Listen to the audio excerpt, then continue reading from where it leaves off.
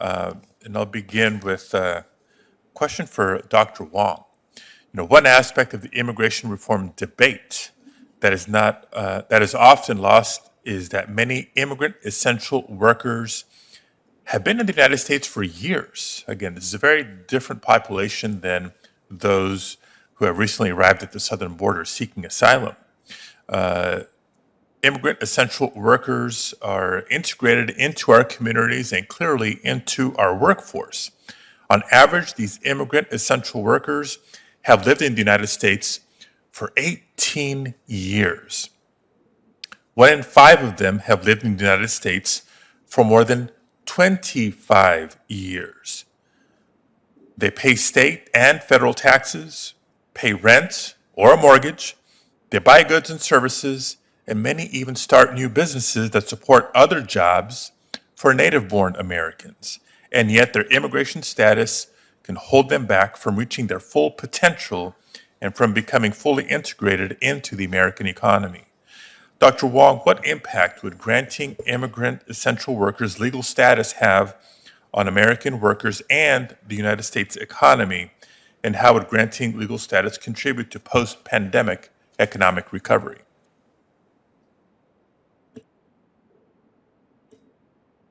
Thank Dr. you for Wong. that question, Mr. Chairman. And I should also say it is good to be working with you again. I worked under your leadership in the California Census Complete Count Committee. Yes, undocumented essential workers already make significant economic contributions and have deep roots in American society. And yes, providing them with legal status will not only improve their lives and the lives of their families, but can boost the broader American economy. So undocumented essential workers have a combined 195.2 billion in spending power annually. This doesn't even take into account the wage growth that would likely result from obtaining legal status, which would further increase their spending power. As the National Academies notes in their study of the academic literature on the economic impact of immigration, immigrants drive demand in key sectors such as housing, wherein the purchase of homes have derivative positive benefits across local economies. In my own work, I've found that 1/5 of DACA recipients have purchased their first homes after receiving DACA. Now, this is important because by driving demand for goods and services, their spending power means that essential workers who lack permanent legal status are poised to play a significant role in our post-pandemic economic recovery. And by driving demand for goods and services, this will also help bring back jobs for Americans.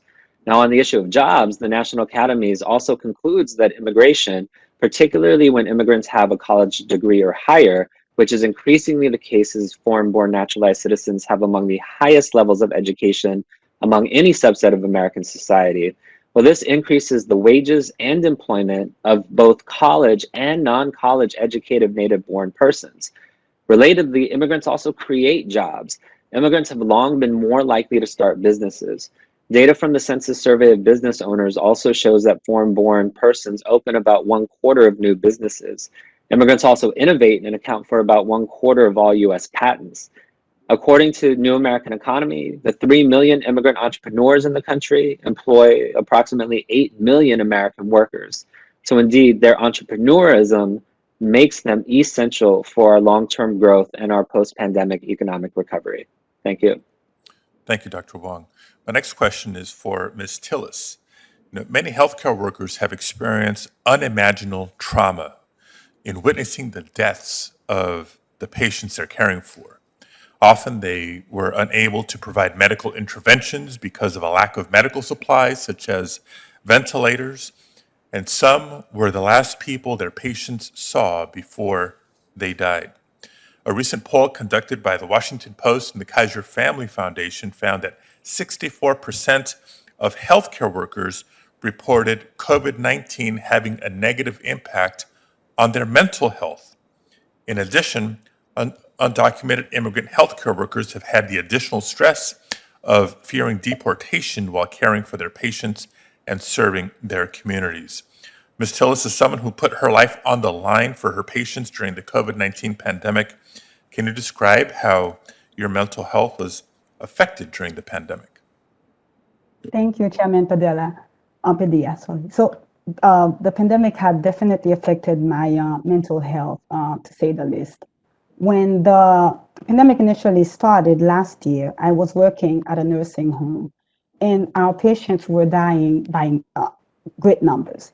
There was fear of not knowing what's going to happen. Are we going to contract COVID, and what are we going to do for our patients that depended on us for help? Many times we had to hold their hands while family members couldn't come to see them because of our isolation regulations, knowing that that was their last breath. So that was difficult at times. Wearing protective gear for long hours, we were, I could say, obligated to work overtime because of a lack in staffing. So for 16 hours, depending, I had to wear just the full gear with limited break time. That was another added stress. And the fear of bringing the virus home, which eventually happened because we are dealing with just infected people every day. And there was no thinking, should I work or should I not work? My obligation was I need to work. I need to do it for myself. And this was what I knew how to do, save and help patients. Added to that, I had the constant fear of my documentation. I am not a fully legal resident. I have a temporary status that can end anytime.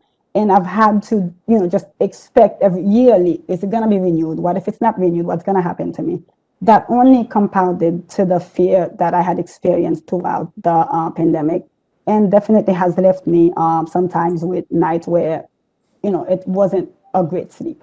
Yeah, and on that point, Ms. Tillis, just on that point, and I'm over time here, so just briefly, what would it mean to you to have a pathway to permanent residency and a pathway to citizenship?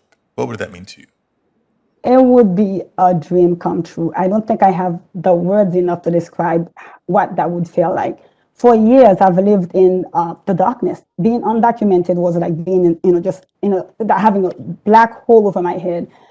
It brought fear, shame, and just disappointment overall. To be able to call myself a U.S. citizen, a legal resident, I wouldn't have the words to describe it. It would be having hope for a brighter future, going back to school, getting my doctorate that I've so long wanted to do. It would be a definition of just a dream come true, to answer the question. Thank Thank you you. very, very much.